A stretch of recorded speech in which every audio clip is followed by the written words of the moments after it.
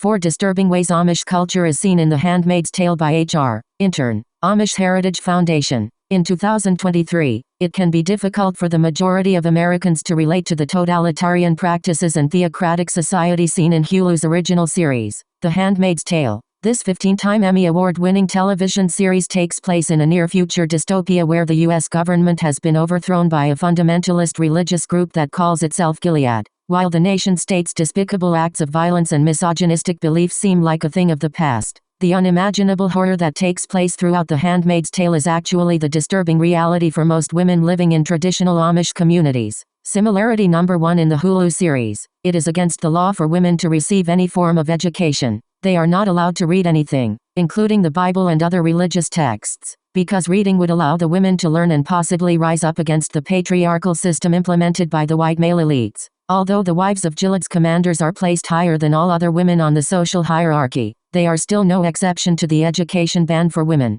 Similarly, the Amish religion prohibits women and children from learning or educating themselves on various topics including world history, economics, politics, different religions, and the list goes on. Controlling the information exposed to Amish women and children allows the white Amish patriarchy to establish societal norms and ultimately control their thoughts, beliefs, and actions. Similarity number 2: if you have not watched this revelational television series yet, you have still most likely seen pictures of the iconic blood-red dresses and white bonnets worn by the handmaids, who are women forced to reproduce in the name of repopulation. Gilead, like most fundamentalist societies, requires a strict uniform for all citizens according to their societal role. Each faction is assigned a different ensemble, a visual representation of their division. All women are prohibited from wearing pants and must dress modestly, so as not to tempt their male superiors. In direct correlation with The Handmaid's Tale, Amish culture has instilled a strict dress code for both men and women. The Amish wear Puritan-style clothing, without any kind of decoration, because they are taught to believe that wearing anything else is worldly.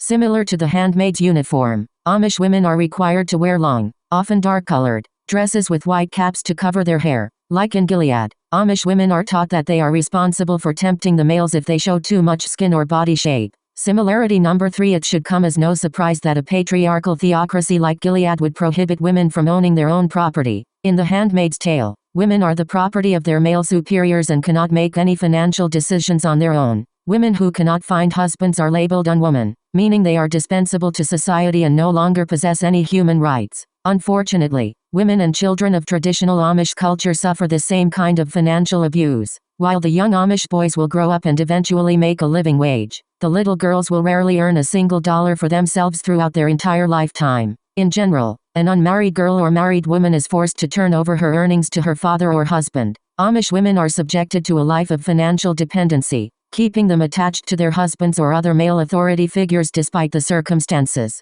Similarity number 4: one of the most powerful methods for acquiring power throughout history is the abuse of religious beliefs. The Handmaid's Tale tells a story centered around the corruption of religion. It reveals how spiritual beliefs can be used by political leaders for manipulation and demonstrates the need for a separation between the church and state. The leaders of Gilead use the Bible to justify sexual servitude, misogynistic laws, rape, and the list goes on. The Amish Church, along with countless other fundamentalist religions, have learned to weaponize God and prey on the spiritual vulnerability of its members. Because Amish women and children understandably do not want to burn for eternity in hell, which is what they are threatened with if they speak out, the vast majority stay quiet instead of questioning or challenging the patriarchal system.